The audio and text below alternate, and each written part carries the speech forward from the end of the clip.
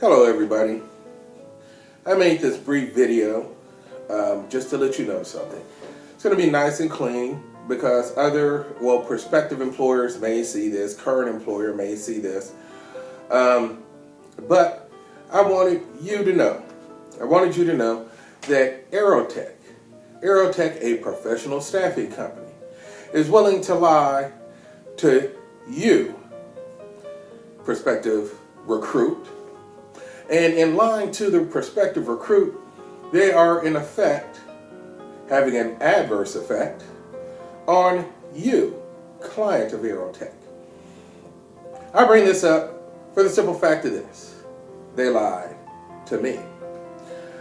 In working for Aerotek, well, I was in one of those positions, really, where I needed to accept employment through a professional staffing agency as I could not find a direct hire position, or was not hired. I guess I could find the positions, but I was not hired for them at that time.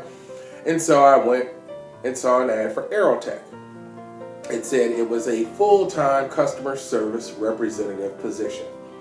So I sent the email off, let them know, hey, I am interested in your full-time customer service position. Got an email back.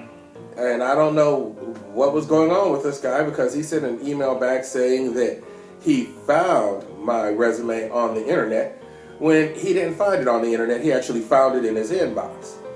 And that should have told me something there. But I'm thinking, hey, everybody makes mistakes. No problem. Called him up. Hey, guy, how you doing? I'm interested in that full-time customer service position job you're advertising. You know, you got it here, job number 1234567. That's the job number, and I'd like to go ahead and see if I can apply for that. Oh, sure, guy, no problem. Come on in. So I did. I came on in. Had a nice conversation with the Aerotek representative. Said, hey, you seem like a great candidate for that job. We're going to send you out to interview with our client, our people, for the full-time customer service representative job. I interviewed with the client. The client just loved me. I barely walked out of the building when I got a call back saying, hey, guy, this is Aerotek, and they just loved you, and they want to bring you on for the full-time customer service representative position. Hey, great. Love it. I'll be there with bells on. So I show up. I start working. Now, there were holidays in the middle, and so when I didn't hit that 40-hour a week for full time, I understood it. Because, you know, you had your Thanksgiving holiday, you had your Christmas holiday. Okay, but then when the holidays stopped, and my hours were not here at 40, but there was a steady decrease in the number of hours that I was working. And I'm like, well, wait, hey, hold on a minute. You know, something's not right. This is supposed to be a full-time customer service representative position. So I contacted Aerotek. They didn't respond. So I turned around and I talked to the client directly. Hey, man, you know, I'm just kind of curious because this is supposed to be a full-time customer service representative position. And she told me, no, it isn't. That's right, folks.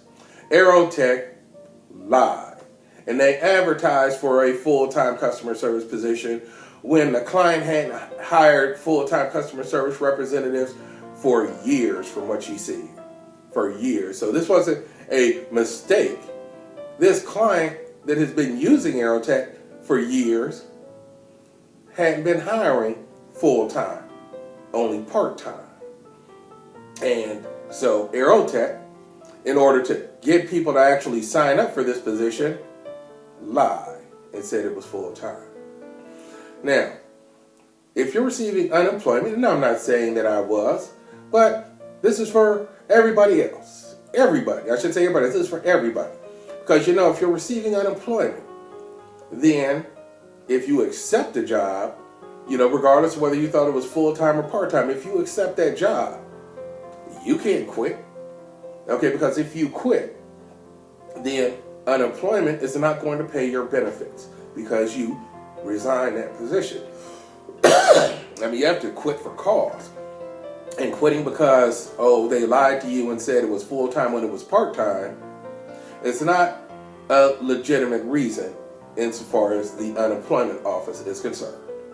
So then that leaves you, recruit, trapped, because you can't quit once you get in there.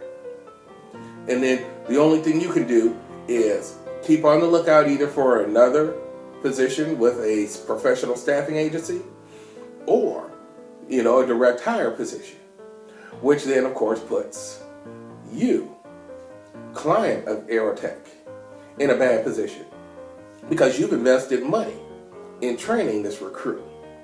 You spent time in continuing to train the recruit throughout the period they're there, monitoring them, encouraging them, things of that nature. And now they're going to quit on you. And not because you did anything wrong, you may have been the greatest employer in the world, but because of the misrepresentation by Aerotek, then that recruit's going to quit and leave you in a lurch. So you, you client of Aerotek, are going to pay the cost as well, because your temps are going to leave, and then you're going to be in the position of having to train more temps, because when you lie to people to get them to come in and work, when they find out that they've been lied to, then they're going to leave. So I want to go ahead and throw that out there, because I did communicate with Aerotek, and for basically the most part, I have been ignored.